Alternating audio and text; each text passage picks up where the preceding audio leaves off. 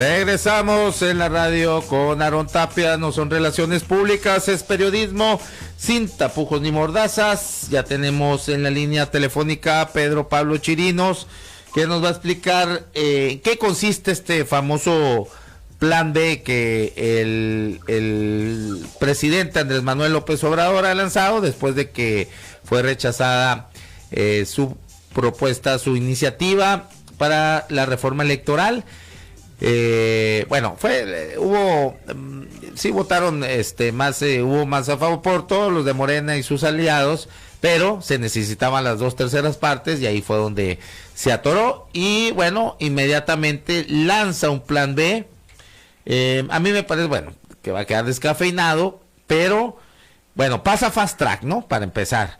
Yo no sé a qué horas leyeron, decía al inicio del programa, pues tanta cosa ahí, del plan B, y parece, en el Senado, no es que parezca, en el Senado, pues ya, dicen que va para atrás por lo menos 70 artículos que no están bien redactados o no son, inconstitucionales. En fin, para eso está aquí con nosotros conocedor, experto en la materia electoral, que es el abogado consultor político electoral Pedro Pablo Chirinos. Buenas tardes, Pablo. ¿Qué tal, Aarón? Buenas tardes, un gusto estar aquí contigo y saludo a todo el auditorio. A ver, cuéntanos de qué trata esto, porque pues me sorprende esto de los 70 artículos y bueno, y cómo pasó fast track así nada más sin la menor discusión en el Congreso. Bueno, aunque dicen los diputados de Morena que ya se había discutido, ¿no? La reforma que a final de cuentas no pasa, y entonces mucho de lo que está en este plan B pues estaba ahí, pero bueno, estamos viendo que sí hubo cambios sustanciales y que no son precisamente los más correctos según lo que se ha dicho del Senado. ¿Qué nos podrías decir de esto, Pedro Pablo? Bueno, Aarón, pues muchas gracias. Mira, la verdad para mí sí es un poco problemático resumir una reforma tan amplia de temas legales en este plazo, ¿no? De la intervención. Mira, sí, un poco de contexto para empezar. Pues se discutió mucho lo del plan A de la reforma constitucional, se generó toda esta politización, las marchas, etcétera, y terminamos en la cancelación de ese plan A para que en la misma noche, sin socialización previa y en una mecánica totalmente distinta de la primera iniciativa, se aprobara en la Cámara de Diputados esta reforma en materia legal que modifica 6 leyes, además de las electorales, la de partidos, medios de impugnación, propaganda gubernamental y otras 2. ¿Cuál es el problema en cuanto al procedimiento legislativo? Pues que ya no se observó para esta revisión de aspectos legales esta figura de parlamento abierto, no hubo estas mesas de trabajo, o sea, simplemente cuando no pasó con esa mayoría calificada la reforma constitucional, se concedieron las dispensas de los trámites legislativos para la reforma legal y esa misma noche se aprobaron estas reformas donde hay una modificación de más de 400 artículos, donde por lo menos más o menos 100 eran derogaciones de estas leyes donde quitaban extractos de esas normas. Entonces, ¿cuál es el asunto? Que hasta el momento, yo te puedo dar unos headlines de lo que es la iniciativa, con todo gusto voy a pasar a eso, pero sí, la realidad es que hasta el momento todavía no hay ese modelo final de qué se va a tratar la reforma, porque en el Senado están trabajando a marchas forzadas para poder modificar lo que ya se reconoció públicamente que estuvo mal, específicamente esa pretensión de los partidos comparsa de obtener la transferencia de votos, ya sea en candidatura común o en coalición. Eso se va a eliminar, Pedro Pablo. Esto se va a quitar, porque además ya fue invalidado por la Suprema Corte de Justicia. Okay, pero perfecto. Si recordamos que en los días previos hubo como que este jalón ahí con los coordinadores de este BR, pues aquí estamos viendo el porqué de ese apretón, que es completamente inviable, así como algunas cuestiones que se plantean en la iniciativa. Mira, yo a reserva de ver qué es lo que va a mandar el Senado, que tengo entendido que mañana se aprueba en comisiones y ellos regresan a más tardar al jueves a la Cámara de Diputados, lo que vaya a pasar con la reforma, porque tiene que aprobarse sí o sí en este periodo, pues ya sabremos hasta dónde alcanzó. Pero lo que la reforma plantea es ese recorte administrativo a las áreas del INE, unificando direcciones, quitando órganos que pueden ser temporales, para lograr un ahorro de más de 3,000 millones de pesos. Esto es lo que se está diciendo, digamos, en cuanto a la parte del oficialismo, para poder justificar que el plan B haya transitado de una manera pues, tan oscura, no hay otra forma de decirlo, ¿no? O sea, creo que es una pena que todos estamos a la espera de esta reforma legal en materia electoral o constitucional y todos le ponemos tanta atención para que al final del día nos enteremos un amanecer que ya tenemos el plan B aprobado y ni siquiera los diputados supieron por qué votaron. Así es. Ni siquiera hubo esa discusión amplia, ni siquiera tienen ellos una posición técnica y de ahí que hayan establecido cuestiones que son inviables, como esta parte de la transferencia del voto que se tiene que ajustar, la unificación de las direcciones. Hay un impedimento que plantearon para que el Tribunal Electoral no pueda manifestarse respecto de la elección de dirigentes de partidos ni de candidaturas de partidos. O sea, están queriendo ellos favorecer más que a los ciudadanos, a los partidos políticos. Y para eso ellos establecieron que no puede haber injerencia del tribunal en elección ni de dirigentes ni de candidaturas, cosa que a mí me parece realmente un absurdo. O sea, desnaturaliza la función del tribunal y del instituto y le quita ese espacio de democratización que tanto quiere la gente sobre los partidos, ¿no? Lo que esta reforma o plan B pugna es por fortalecer esas cúpulas partidistas y restringir al tribunal para que no pueda calificar ni designar candidatos. O sea, esto yo creo que también sería eventualmente declarado como inconstitucional. Hay otra cuestión también que quiero tocar, que es, por ejemplo, el hecho de que... Chirinos, un paréntesis acá. Entonces, esta reforma, ¿quién va a contemplar si algún candidato o precandidato va a ser sancionado, incluso que se le retire su candidatura? ¿Quién lo va a hacer? Digo, porque sí habría elementos para hipotéticamente estoy hablando, pues algún candidato que tenga por ahí algún guardadito, en algún muertito en el closet o en el placar, como dicen los argentinos, ¿no? ¿Quién entonces va a tomar la decisión de retirarle la candidatura? No, es que esa parte no puede quedar así. A fuerza tiene que haber un tribunal que tenga que tomar decisiones con plenitud de jurisdicción y competencia. O sea, esto que plantea la reforma es inviable y yo me iba a ese ejemplo, iba para allá precisamente recordando lo que ocurrió ahora con los casos de Michoacán y de Guerrero, donde los sancionaron por temas de fiscalización y retiraron candidaturas. Sí. Bueno, la reforma también pugna porque no puedan ellos aplicar criterios de sanciones que no estén previstas específicamente en la ley. Y a esto ¿por qué lo están pidiendo así lo de la reforma? Porque quieren invalidar las infracciones a normas electorales que las corcholatas ya tienen acreditadas al día de hoy. Hay un INE que está actuando de manera diligente y oficiosa contra el oficialismo, y la manera del oficialismo de contener estas sanciones que ya tienen es quitando esa validez que la reforma establece. Otro ejemplo para que sea un poco más entendible, lo de esa propuesta del 3 de 3 que están ahí impulsando, para retirar la participación a quien no tenga un modo honesto de vivir por haber violentado a una mujer, ¿sí? La reforma está pidiendo que estos criterios no se apliquen a menos que estén en la Constitución. O sea, naturalmente que esto no está en la Constitución. No, claro.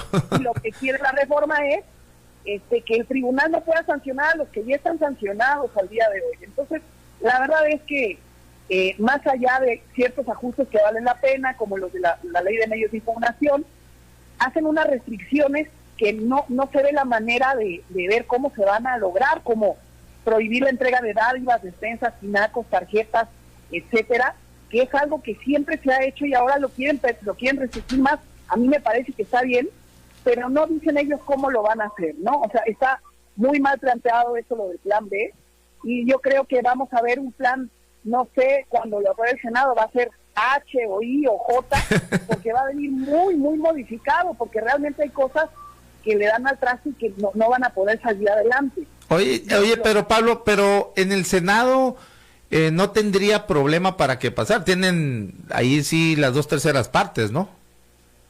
Sí, se entiende que sí, y se entiende que si bien Ricardo Monreal dijo primero que lo iban a ver con calma, después le jalaron la rienda y ya lo están programando para comisiones el día de mañana. Pero entonces, fíjate, ayer dijo, acá estuvo en Hermosillo Ricardo Monreal, y precisamente ahí hubo un momento donde habló de esta reforma o el plan B, y sí dijo que venía, bueno, pues que ahí había cosas que revisar, porque no venía de todo bien, y hablaba, ¿no? Daba a entender de estos 70 artículos inconstitucionales.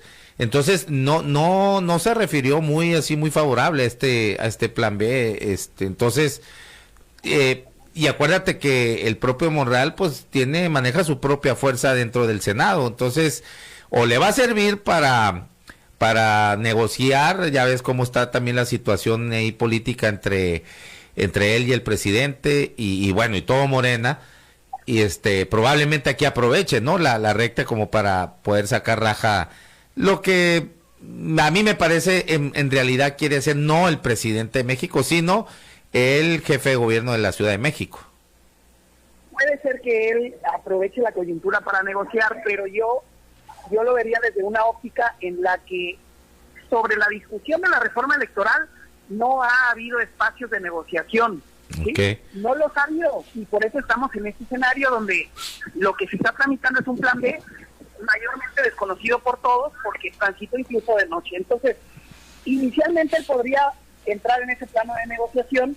Yo lo que veo es que a él le están diciendo o todo o nada y listo, pero que hay unas cuestiones que el mismo presidente, incluso después de que el secretario de Gobernación salió a decir que todo estaba conforme a la Constitución, el propio presidente aceptó después que había unos errores, y esos errores se dan precisamente por esta falta de formalidad en el trámite legislativo, de discusión pública, mediática, justificación, que pues realmente nos quedan mal a todos como ciudadanos, ¿no?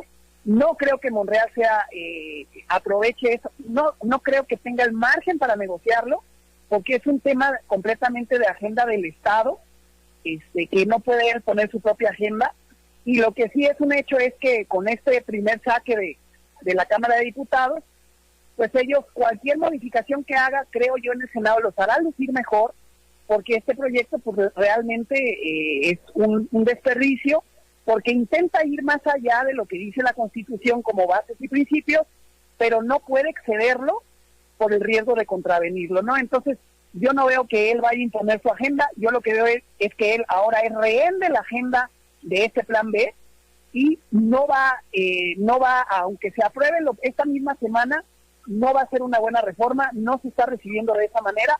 Esperemos que las modificaciones sí nos lleven a esa mejora regulatoria, en lugar solamente de una sobreregulación que estamos viendo, y pues esperemos el debate mañana en la comisión para ver qué es la parte que se queda y cuál es la parte que se va. Te hacen una pregunta acá en el WhatsApp de la radio, preguntan que si pasa así, como está con estos famosos artículos inconstitucionales, ¿qué pasaría? O sea, si la aprueban así, ¿a qué se podría llegar con esto? Sí, a ver, el Senado lo aprueba y lo regresa a la Cámara de Origen, que lo turna para la publicación del decreto. Ya cuando se publica el decreto, empieza a correr el plazo para que los partidos o la gente inconforme pueda interponer. Se iría a través de una acción de inconstitucionalidad en la Suprema Corte, que tendría que estar revisando este proceso de reforma en los primeros 6 meses de este año. ¿Sí? La ley electoral tiene que estar calificada antes del inicio del siguiente proceso electoral, 90 días antes. Entonces, se está recorriendo hacia noviembre, según la reforma legal, este plan B. Entonces, 90 días antes la Suprema Corte tendría que haberlo dejado calificado para ya poder saber si efectivamente y con toda certeza cuáles iban a ser las reglas y cuáles no van a ser las reglas del proceso electoral. O sea, lo que diga el Senado no es terminal, habrá que ver quiénes demandan, qué es lo que demandan que se modifique, y ver qué es lo que la Suprema Corte de Justicia en los primeros 6 meses del año que viene, y con un nuevo presidente o presidenta, que es el cambio de ministro, vamos a ver qué tanto sostienen o le meten tijera a este plan B, pues que ha sido realmente terrible, ¿no? Creo que nos quedan mal, no solo a la expectativa de mejorar la democracia, sino a la expectativa de ver que mejoren la institución como es el Parlamento, y pues el trámite que le han dado ha sido tendente a obstaculizar esa claridad que nos hace falta a todos. Muy bien. Para finalizar, pero Pablo, ¿cuál es el fondo, a final de cuentas, que tú le ves a esto, esa manera de mandar así el plan B? ¿Qué es en realidad lo que se está buscando? ¿Sí es, como dice entonces la oposición, de tratar de cooptar al árbitro electoral, o qué ves ahí? Sí, o sea, yo creo que esta manera de imponer la reforma de esta forma no es porque haya una estrategia jurídica, sino política más bien, de generar esta división en la sociedad, en la percepción. Y el presidente lo que pretende, ya lo he mencionado antes, es trasladar el costo político de que las cosas sigan igual, porque la mayoría van a seguir igual, pero no va a ser una cuestión imputable a él o a Morena, sino a la oposición, que no quiso mediar, no quiso negociar. Y pues esto para mí es realmente el fondo, que le están pegando al INE, a los gastos, a los privilegios, para generar esta inconformidad en donde se diga, a ver, ¿por qué PRI, PAN, MC y los demás no le quieren recortar los recursos al INE? Y hacer ver que este es un problema que la oposición genera y no resuelve, ¿no? Yo creo que esa es la apuesta del presidente, la de aprovechar esto para sumar en lo político, porque en lo jurídico, pues la reforma, lo que excedan los principios de la Constitución, si no lo cancelara la Suprema Corte de Justicia, el Tribunal Electoral estaría apto para inaplicar esas normas también.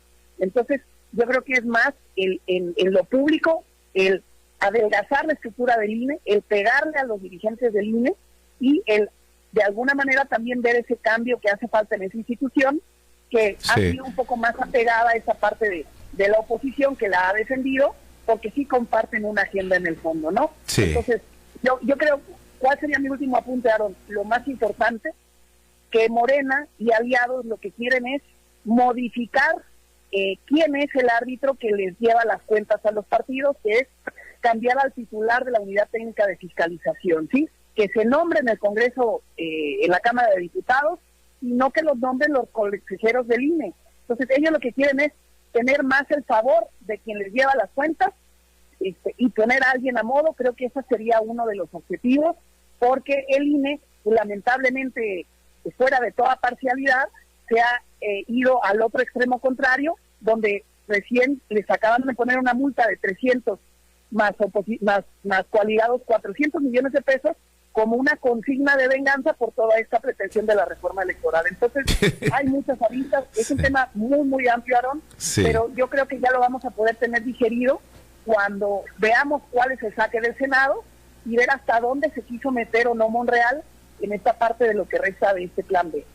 Muy bien, excelente, pero Pablo, bueno, pues te vemos por acá la próxima semana, quizás ya con un panorama más amplio. Ya se supondría que ya en esta semana se votaría, ¿no? Mañana va a comisiones, pasa de ahí al pleno, y pues en estos días, ¿no? Ya se votaría antes de que se acabe este periodo ordinario en el Senado, ¿no? En este periodo, sí o sí, en este periodo del Congreso de la Unión. No se podría votar unas distintas hasta el siguiente periodo. Entonces, por eso les urge sacarlo esta semana. Muy bien. Con gusto nos vemos la otra semana, Aaron. Un abrazo. Órale, un abrazo. Que la pases bien, te iba a decir, no, pues si vas a estar antes de Navidad por acá, ¿no?